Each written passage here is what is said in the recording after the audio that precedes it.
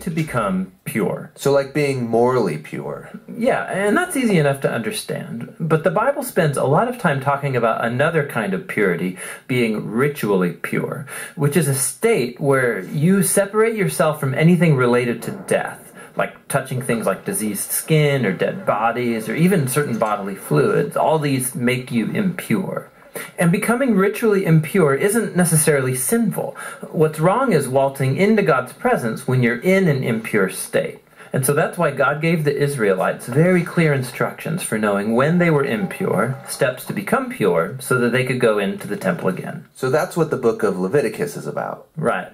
But it doesn't stop there. This idea keeps developing. So later in the scriptures, we find this really interesting story by a prophet named Isaiah. And he has this crazy vision where he's in the temple and he's right in God's presence. He's totally terrified. And then this crazy creature called a seraphim flies over with a hot coal, and then it sears Isaiah's lips with the coal and says something really weird.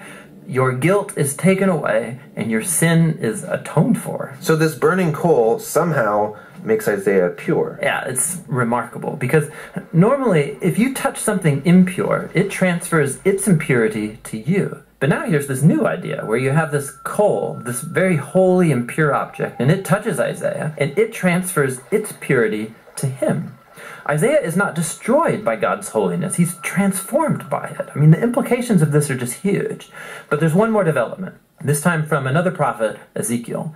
And he has this vision where he's standing at the temple and he sees water trickling out from it.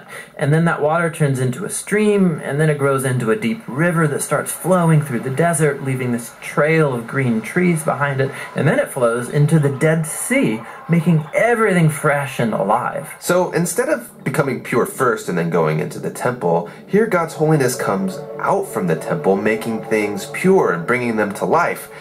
What does it all mean? So we don't know until we meet this man, Jesus. And he claims that he's fulfilling all of these ancient visions, but in surprising new ways.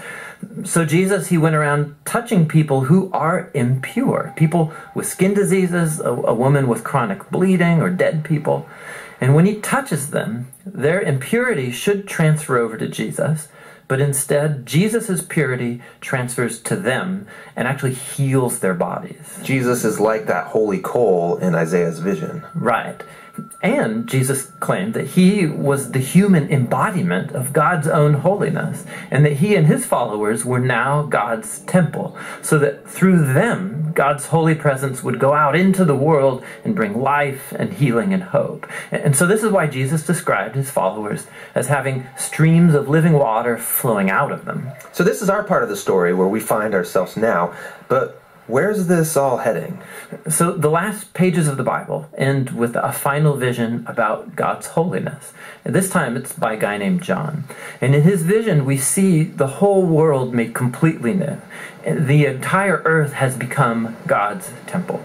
And Ezekiel's river is there, flowing out of God's presence, immersing all of creation, removing all impurity, and bringing everything back to life.